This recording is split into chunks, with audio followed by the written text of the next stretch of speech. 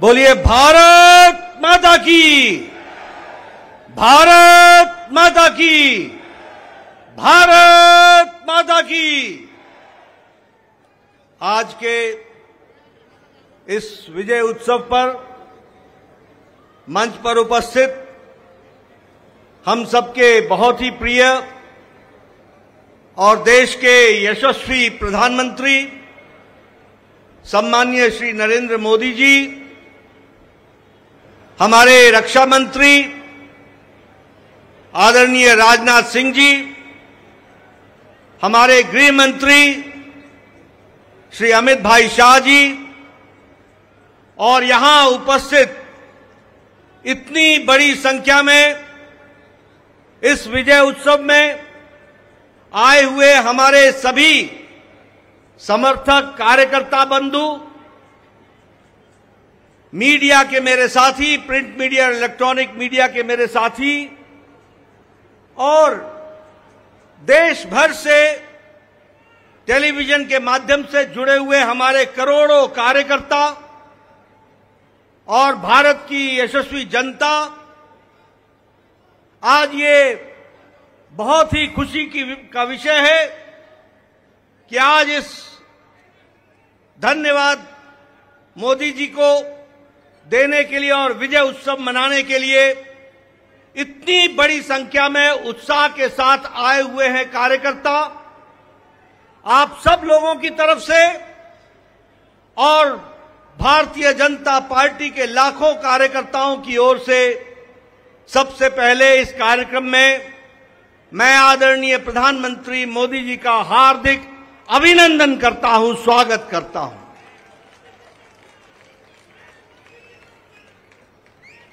हमें सबको स्मरण है कि चाहे चुनाव की बेला हो, चाहे देश को नेतृत्व करने की बात हो और देश को समस्याओं से निकालने का, अब जिसे हम कहते हैं कि आपदा को अवसर में बदलने में आदरणीय प्रधानमंत्री मोदी जी ने हमेशा देश को, पार्टी को, देश की जनता को फ्रंट से लीड किया है। ऐसे हमारे यशस्वी प्रधानमंत्री जी का मैं अभिनंदन करता हूं, स्वागत करता हूं। मैं आज सभी एनडीए के साथी दल और भारतीय जनता पार्टी के कार्यकर्ता, जिन्होंने अथक प्रयास के साथ पीछे कई महीनों से अथक प्रयास किया और एनडीए को जो जीत दिलाई है, उसके लिए मैं साथी दलों का और हमारे कार्यकर्ताओं का और साथी दलों के कार्यकर्ताओं का भी हार्दिक धन्यवाद देता हूं और उनका भी मैं अभिनंदन करता हूं।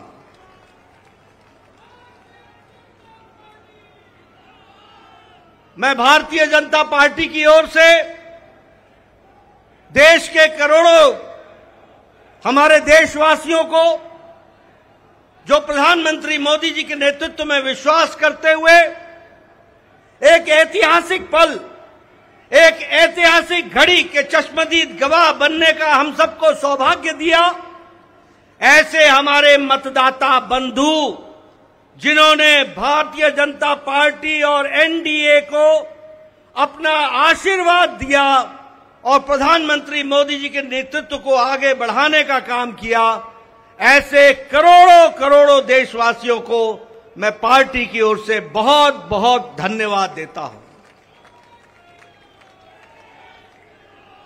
हम जानते हैं देश ने एक नई करवट राजनीति में ली और एक नया इतिहास रचा है 2014 के पश्चात।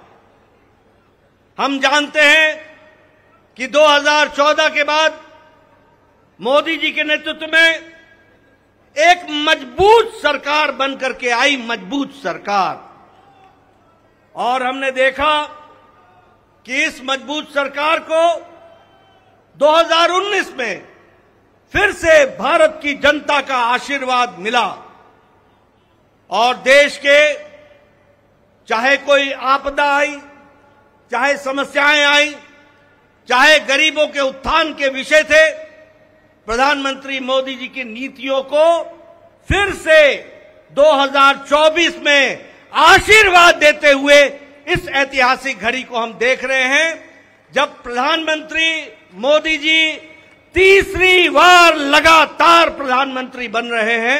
इस बात को भी हमने देखा, ये भी इसके अभी हम साक्षी हैं। मित्रों,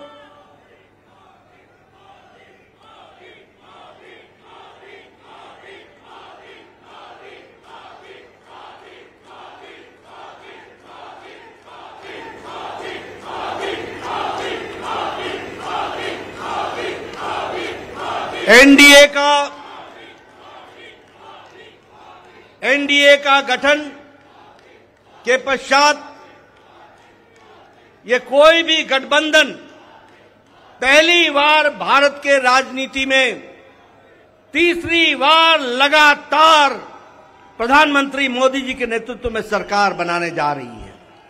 और हम सब लोग खुशनसीब हैं कि हम उस ऐतिहासिक घड़ी के पल के चश्मदीद गवाह भी होंगे और साथ ही साथ उस पल को हम सब लोगों को देखने का सौभाग्य मिल रहा है। मैं यहां ये भी बताना चाहता हूं कि जो लोग देश हित के लिए काम करते हैं उन्हें चुनौतियां भी आती हैं और उन चुनौतियों को बखूबी लड़ करके देश प्रथम, देश को आगे बढ़ाना है, देश को आगे ले जाना है, इस कार्य के लिए आगे बढ़ते हैं।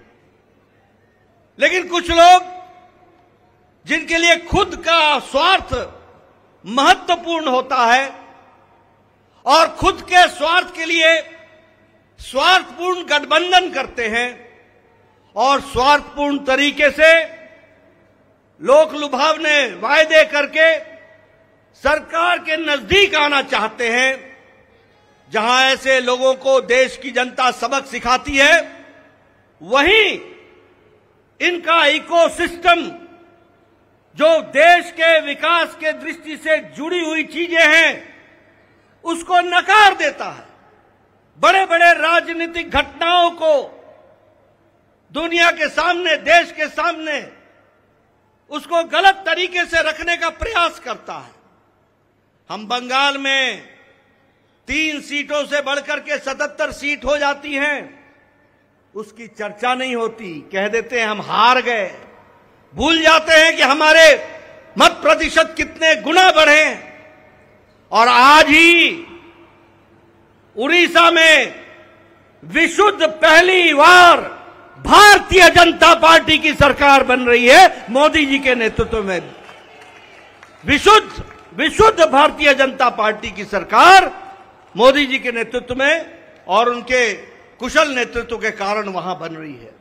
लेकिन कुछ लोग 30-40 सीटें जीत ले तो धूम मचाने लग जाते हैं और वो भूल जाते हैं कि देश किस तरीके से मोदी जी के साथ खड़ा है। इस बात को भी हमको ध्यान में रखना चाहिए। मैं आज के दिन प्रधानमंत्री जी को इस बात के लिए भी धन्यवाद देना चाहता हूं कि आपके नेतृत्व में नॉर्थ ईस्ट में हमने एक एक प्रदेश में अपना झंडा, एनडीए का झंडा गाड़ा। और आज मुझे खुशी होती है आपके साथ ये चर्चा करते हुए कि अरुणाचल प्रदेश में लगातार मोदी जी के नेतृत्व में तीसरी बार हमारी सरकार बन रही है, तीसरी बार सरकार बन रही है। उड़ीसा में हमने 80 सीटें जीती हैं, 40% हमारा मत प्रतिशत रहा है और उसी तरीके से लोकसभा में भी एक तरफा फैसला लोगों ने भारतीय जनता पार्टी और एनडीए के पक्ष में दिया है। मैं आपके साथ इस बात की भी चर्चा करना चाहता हूं कि आंध्र प्रदेश में हमारे अलायंस पार्टनर के साथ वहां भी एनडीए की सरकार बन रही है। इस तरीके से परिवर्तन हुआ है। मित्रों, केरल में भारतीय जनता पार्टी ने अपना खाता खोला है, जहां हम कहीं दूर दूर तक नहीं दिखते थे, दूर दूर तक नहीं दिखते थे। उस केरल में कमल खिला है और वहां भी एनडीए की उपस्थिति हो गई है। इसको भी हमको ध्यान में रखना चाहिए। हमारे वोट शेयर बढ़े हैं, हमारे प्रदेशों में वोट का शेयर भी बढ़ा है। और इसके साथ साथ मैं एक बात और कहना चाहता हूं, 2014 में यह बहुत ही ऐतिहासिक घटना घटी थी कि एक गरीब मां का बेटा भारत का प्रधानमंत्री बने थे और वो भारत की गुर्बत और भारत के अंदर रहने वाले गरीब लोगों की दुख उसको उन्होंने आत्मसात किया था। वो जानते थे गरीबी क्या है, वो जानते थे कि गरीबों का नेतृत्व करने की क्या आवश्यकता है, वह जानते थे कि देश को किस तरीके से आगे बढ़ाना है।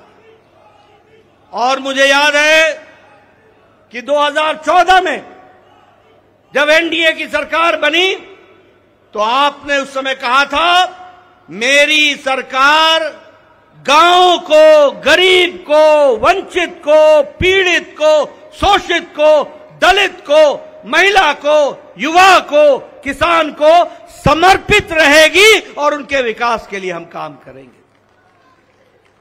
आज हम गौरव के साथ कह सकते हैं कि आज आयुष्मान भारत में 50 करोड़ लोगों को दुनिया का सबसे बड़ा हेल्थ कवरेज मिल रहा है और उनकी चिंता हुई है तो आदरणीय प्रधानमंत्री मोदी जी के नेतृत्व में हुई है। और आगे 30 में इस देश का कोई भी नागरिक जो 70 साल से ऊपर का होगा उसको भी आयुष्मान भारत का कार्यक्रम से जोड़ा जाएगा। इस बात को हमको ध्यान रखना।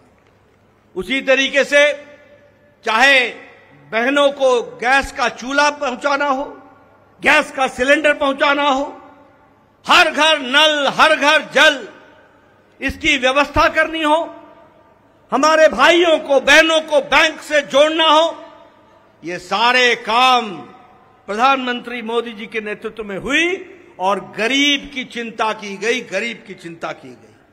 मैं यहां यह भी कहना चाहूंगा कि जब प्रधानमंत्री जी ने 2014 में बागडोर संभाली थी तो भारत की अर्थव्यवस्था लड़खड़ा रही थी।